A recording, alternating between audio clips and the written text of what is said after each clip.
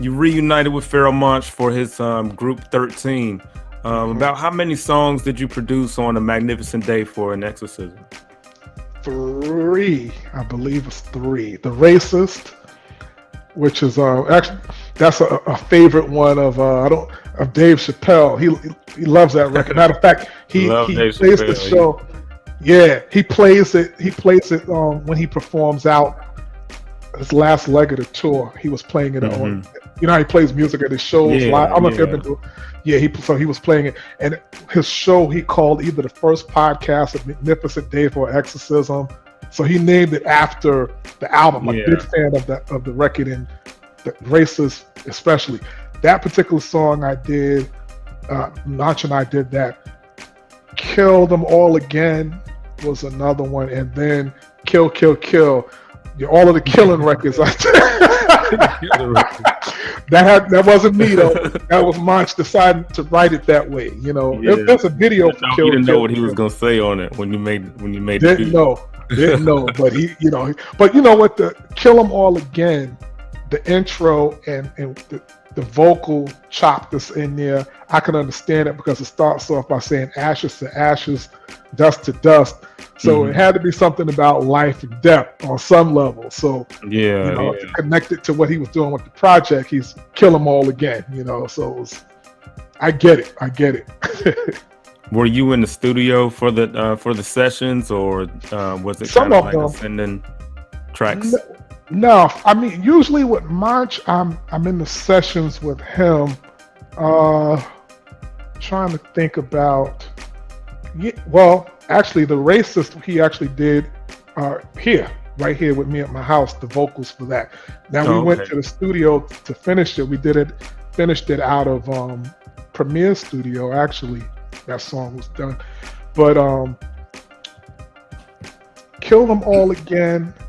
Kill Them All Again. I think he did the first verse somewhere, if I'm not mistaken. But pretty much I'm there for the sessions.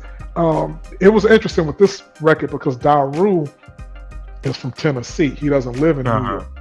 Marcus does. So we did meet up most of the time for the sessions, but sometimes I was sending files to Marcus, you know, and then he was sending it back to me. I work on it. Then we would go into the studio to finish it. So it wasn't like the thing we're all sitting in there together for the whole album like that way on the stuff we worked on. A lot of it was kind of putting it together. Now for every song we did get together in the studio at some point. Yeah, but it's like a mixture of you know, the creative process of it. Right? Exactly. Yeah. I mean, like Kill 'Em All Again, that's a track. I did that track. That was one of the ones from you know, my comp exam. That was the one. So that was years, at least 4 years before it came out, maybe longer before it came out, and maybe more like 5 years. But so you know, it was like different timelines for how that stuff gets done. Yeah, that's amazing how it can be like that too. Like you can have a track and you know that's sitting around for a while, and then it, you know, comes back up. You know. Yeah. Well, you know, I had to do that being Internal Affairs and Monch being the first rapper that I worked with outside of Mr. Complex and getting a lot out. Monch is, you can see from his catalog, he doesn't put a lot of stuff out, you know, because it takes time to craft material. So working with an artist like that, you can't really do stuff that sounds like today, you know, and I never was really that. Like I'm always kind of creating things that I'm thinking down the road where things may go musically. And you certainly got to do it if the artist that you're working with may not come out for 3 or 4 years. You know, I can't because I mean, you look at trap music, right? And how quickly it went from the long 808s to like the short distorted 808s. So now if you were doing trends change so fast. Yeah. If you were doing trap music 2 years ago and you got a whole album that sounds like that, you got to change your album. You know, the minute the Baby came out and it was more short, distorted 808s, and that become more the norm, that long ass, slow 808 ain't gonna do it no more. So, you know, you gotta, in my mind, I'm always thinking ahead and thinking about where the music may go. You know, and maybe and kind of hoping I can help push it in that direction. I mean, I've been accused, people that heard some of the other stuff that I've done, they're like, yeah, that's dope, Lee, but that's not hip hop. You know, like, because it just sounds so outside of what people kind of, the stuff people think of is when they hear hip hop. Yeah. And that stuff never came out, you know, because I don't usually play that stuff out, but I have a lot of things that are very, very different. Put it to you that way. Yeah.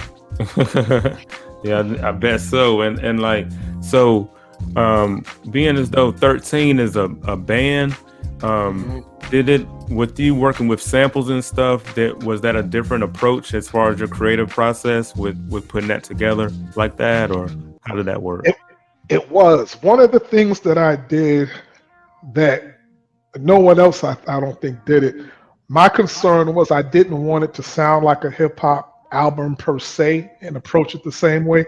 So I used drums that were not, I used live drums that I programmed. I didn't use drum samples from like break beats or, you know, like battery and stuff like that. So you played them yourself and like sampled yourself? Well, I did part of that. But mostly what I was doing was, because Daru also chopped up some of Daru, you know, his drum playing and implemented those parts into the record.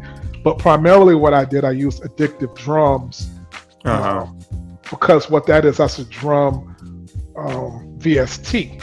Yeah. You know, and I processed it with plugins to make it sound a little bit gritty, to get kind of like that 70s, I guess, drum recording sound.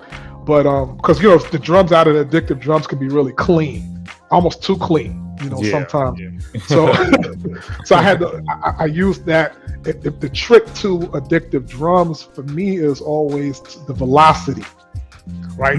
You know, is to make sure you have your velocity at a point that sounds natural in the room and not get too much of the room in your programming. Because a lot of the records that we know and love, like the breakbeats, Impeach the President and all of that, you know, sound kind of dry, like dry and in your face, punchy.